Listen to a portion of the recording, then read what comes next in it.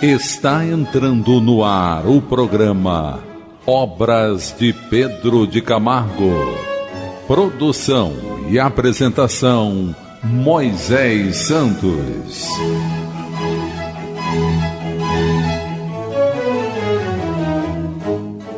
Caríssimos ouvintes da Rádio Rio de Janeiro, eu sou Moisés Santos e este é o programa Obras de Pedro de Camargo. Você permanece conectado aqui conosco, meu caro ouvinte, pelas ondas legítimas da fraternidade, da rádio que toda a família pode ouvir, e acompanha o estudo do Evangelho de Nosso Senhor Jesus Cristo. Estamos com a obra de apoio, o livro Nas Pegadas do Mestre. O autor é Pedro de Camargo e a editora da Federação Espírita Brasileira. Hoje vamos estudar o capítulo Pai, perdoa-lhes. Foi aquela célebre frase pronunciada por Jesus pelo povo ter escolhido a sua crucificação.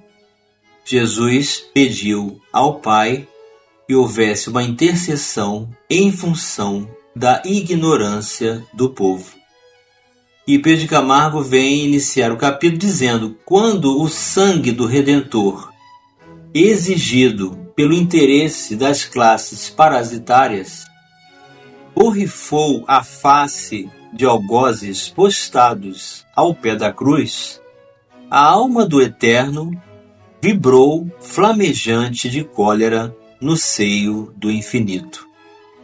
Então Pedro de Camargo está mencionando aqui aquela tempestade que surgiu de um momento para o outro, os céus se fecharam e ocorreu um momento grave de trovões, de abalos sísmicos da terra e muita chuva por conta da crucificação, daquele momento em que Jesus estava rendendo ao Pai o olhar e dizendo: Pai, em teus braços entrego o meu espírito. Então Pedro de Camargo vai fazer um paralelo do que a representatividade do nome de Deus estabelecia para o conceito do povo antes de Jesus e com o advento do cristianismo. Ele inicia dizendo: então o Deus que expulsou Adão e Eva do paraíso, privando-os das delícias do Éden por motivo de desobediência. O Deus que amaldiçoou o fratricida Caim, condenando a erraticidade. Lembrando que Caim matou Abel e foi condenado para a erraticidade, ou seja, o mundo espiritual, ao sofrimento. O Deus que mergulhou o mundo nas águas do dilúvio, exterminando a geração corrompida dos primeiros tempos. O Deus que mandou fogo abrasador sobre Sodoma e Gomorra, cidades conhecidas pelos excessos da sensualidade e mau uso do sexo, para punir a licenciosidade de seus habitantes. O Deus que sepultou na voragem o exército do faraó, quando perseguia Israel foragido.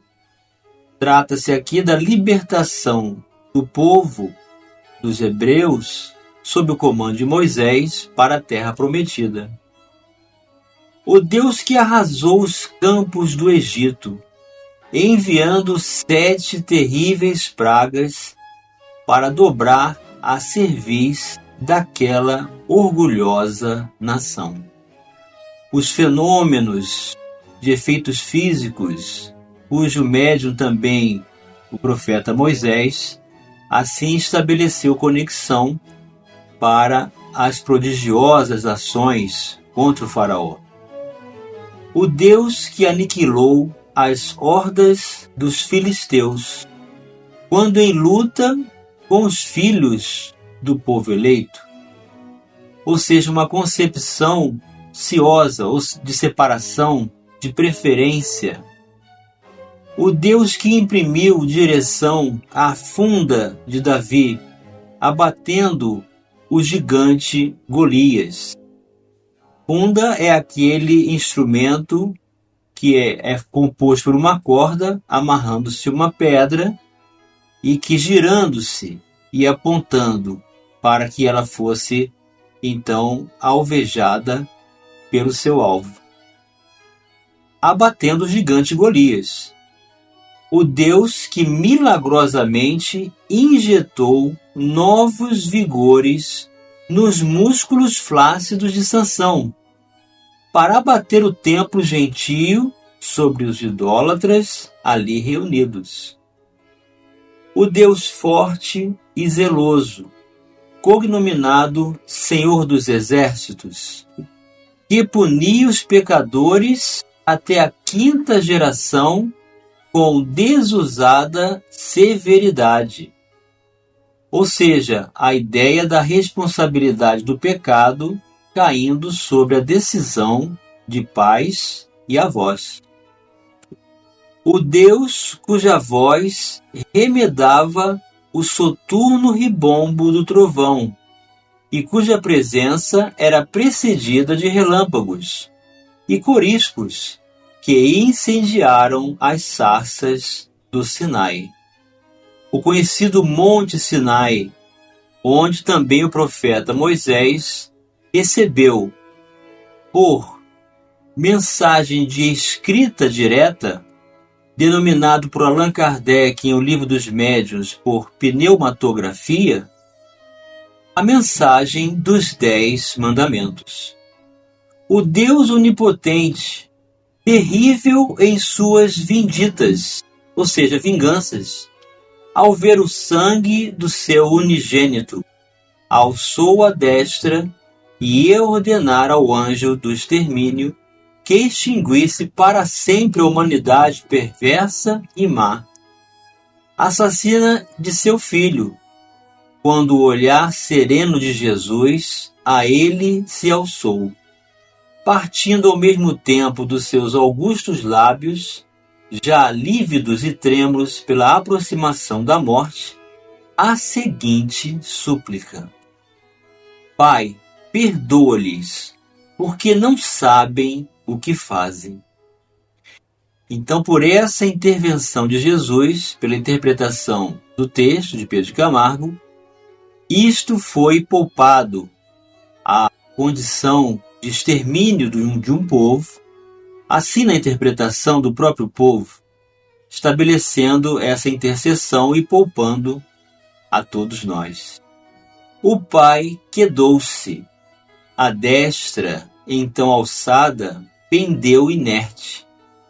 E desde esse momento, a onipotência de Deus, que até ali se ostentara pela força, começou a manifestar-se pelo amor. Então, eis a missão de Jesus: apresentar Deus como um Pai, aquele que possui na criação da organização, estrutura e equilíbrio do universo a lei de amor. Portanto, Deus é amor e não pode ser considerado um ser cuja atitude, a vingança, a separação, a preferência, a falta de justiça estabeleça privilégios. Desde então, apresenta-se agora com o amor. O próprio autor estabelece essa divisão mostrando o que o povo considerava diante de Deus e a nova concepção com Jesus.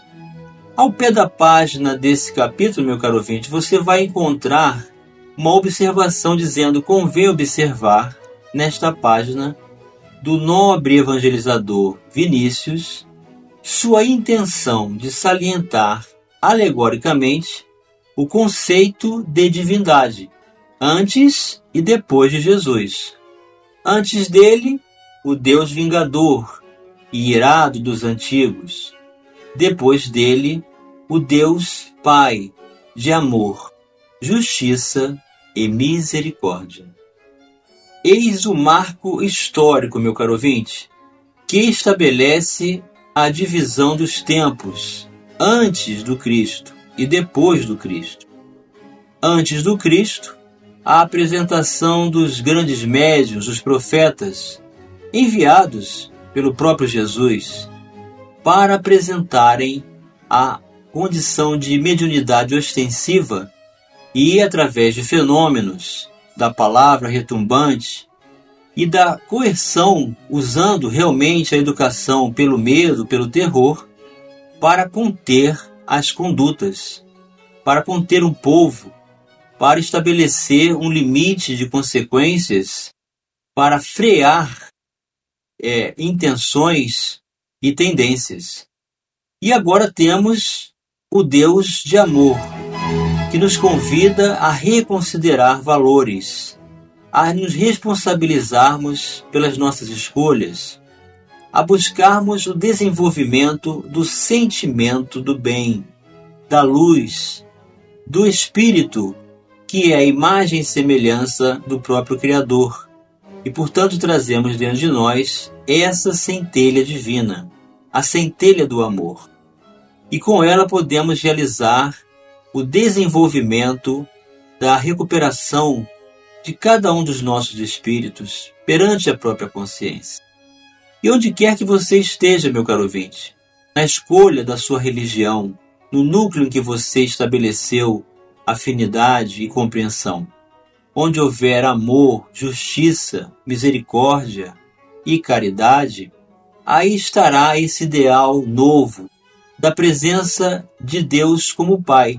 É a maior definição que temos de Deus, foi dada pelo seu filho mais velho, que é Jesus, ao mencionar a sua presença em nossas vidas como Pai, o Pai que faz nascer o sol sobre todos, o Pai que dá oportunidades de reconfigurarmos nossas vidas através da reencarnação, o Pai que nos dá o ensejo de reencontrarmos com aqueles com os quais devemos reabilitação, aqueles que precisamos aprender a amar. E é através dessa lei de amor que Jesus veio apresentar agora, pertencente à característica do Pai, é que vamos estabelecer esse novo concurso, meu caro ouvinte. Vamos continuar abordando o capítulo Pai, perdoa-lhes, já no próximo bloco. Participe do programa Obras de Pedro de Camargo enviando sua mensagem, dúvida ou sugestão pelo e-mail opg@radioriodejaneiro.am.br ou pelo WhatsApp da Rádio Rio de Janeiro 984867633 aos cuidados de Moisés Santos. Voltamos a apresentar o programa Obras de Pedro de Camargo. Produção e apresentação Moisés Santos. Caríssimos ouvintes da Rádio Rio de Janeiro, voltamos agora para o segundo bloco do nosso programa de hoje, em que estamos dando continuidade aos capítulos da obra Nas Pegadas do Mestre e nova fase do programa Obras de Pedro de Camargo, a editora da Federação Espírita Brasileira. Estamos estudando a célebre frase do Cristo que, nos minutos antes de desacoplar-se, de deixar o seu corpo terreno para estabelecer a entrega de seu espírito nas mãos do próprio Pai Celestial, pede a intervenção de Deus para que todos os ignorantes, todos nós, sejamos perdoados pelo cometimento de tê-lo levado à crucificação. E a divisão entre os conceitos em que Deus, antes de Jesus, apresenta-se como um ser, sendo o Senhor dos Exércitos, um Senhor vingativo, um Senhor que condena, um Senhor sem justiça e dá privilégios a determinados povos eleitos, para uma concepção renovadora.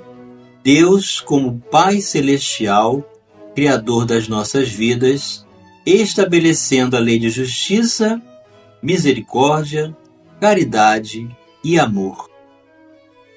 Vamos buscar as diretrizes libertadoras na doutrina espírita.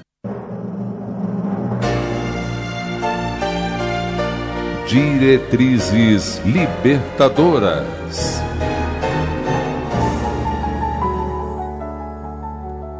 Do Evangelho segundo o Espiritismo, capítulo 1, sob o título Não Vim Destruir a Lei, Instruções dos Espíritos, subtítulo A Nova Era.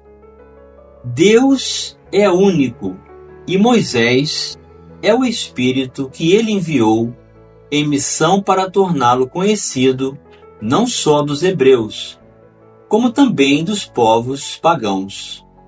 O povo hebreu foi o instrumento de que se serviu Deus para se revelar por Moisés e pelos profetas, e as vicissitudes por que passou esse povo destinavam-se a chamar a atenção geral e a fazer cair o véu que ocultava aos homens a divindade.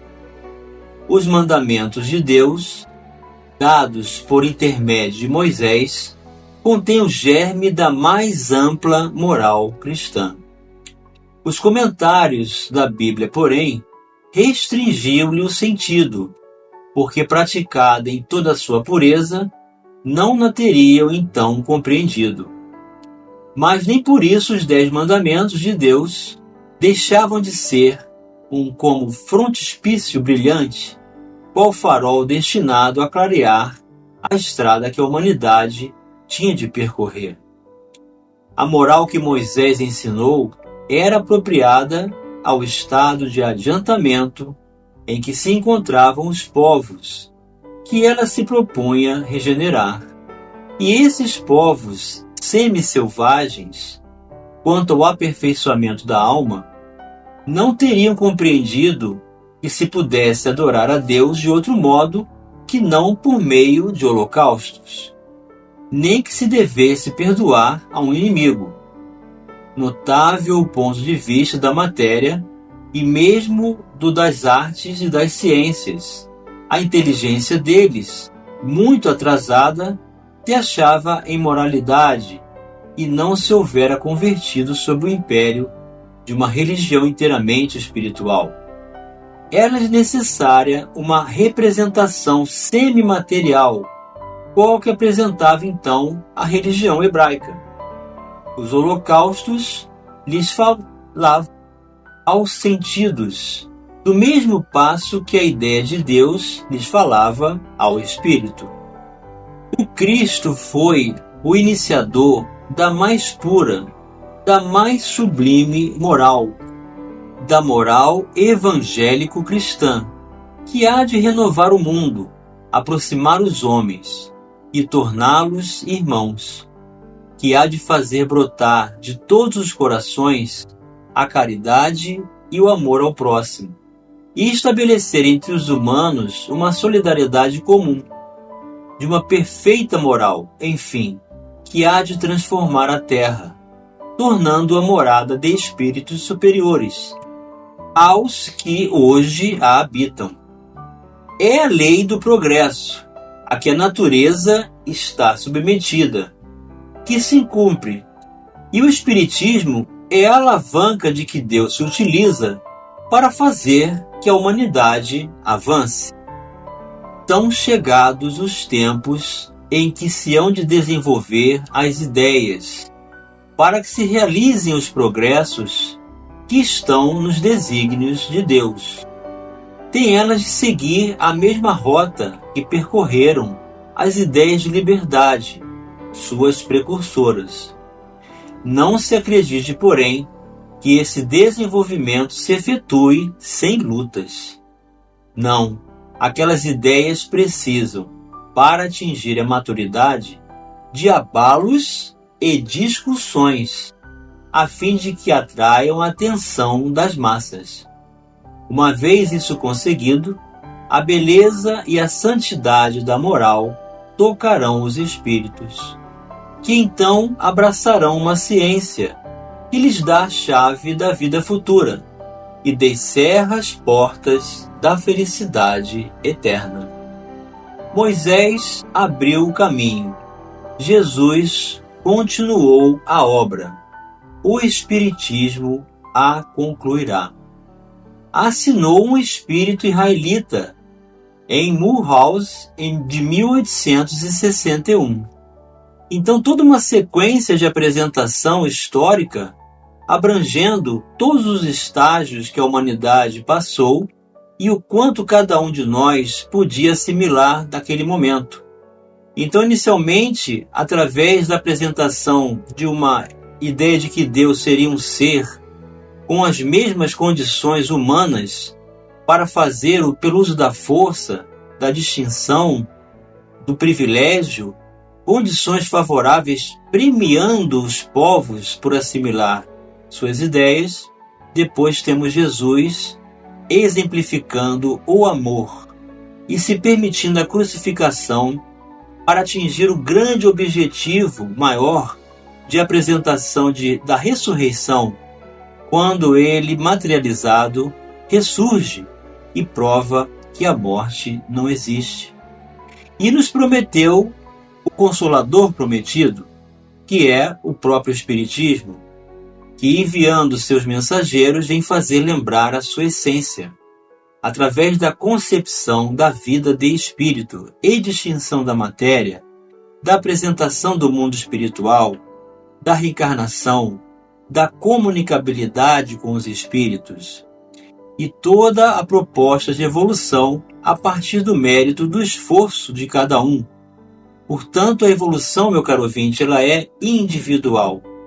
E cada um de nós vai exercer o seu papel, a sua função, o seu gênero de provas, a oportunidade educativa de nos restabelecermos perante a própria consciência, perante a justiça divina, ocupando-nos com o trabalho do bem, através do compromisso, através da identificação com os sentimentos de amor, dessa lei de amor que Jesus vem nos apresentar, fortalecendo-nos a vida, dando-nos o sentido para viver e realizando para cada um de nós o encontro com todas as soluções que precisamos estabelecer em favor do equilíbrio, da harmonia, da plenitude, da ideia de restabelecimento da saúde integral de espírito, para então vivermos a sua mensagem em nossas vidas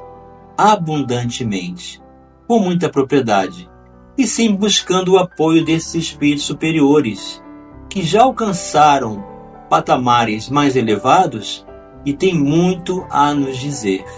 Por isso, nós buscamos estas fontes inesgotáveis de entendimento, para melhor facilitar o nosso entendimento, meu caro ouvinte. E chegou o momento de você receber a mensagem do Mestre. Mensagem do Mestre. Eu e o Pai somos um. Os judeus pegaram então outra vez em pedras para o apedrejar. Respondeu-lhe Jesus: Tenho-vos mostrado muitas obras boas, procedentes de meu Pai. Por qual destas obras me apedrejais? Os judeus responderam, dizendo-lhe: Não te apedrejamos por alguma obra boa, mas pela blasfêmia, porque sendo tu homem, te fazes Deus a ti mesmo. Respondeu-lhe Jesus: Não está escrito na vossa lei, eu disse, sois deuses? Pois se a lei chamou deuses aqueles a quem a palavra de Deus foi dirigida, e a Escritura não pôde ser anulada, aquele a quem o Pai santificou e enviou ao mundo, vós dizeis, blasfemas, porque disse, sou filho de Deus?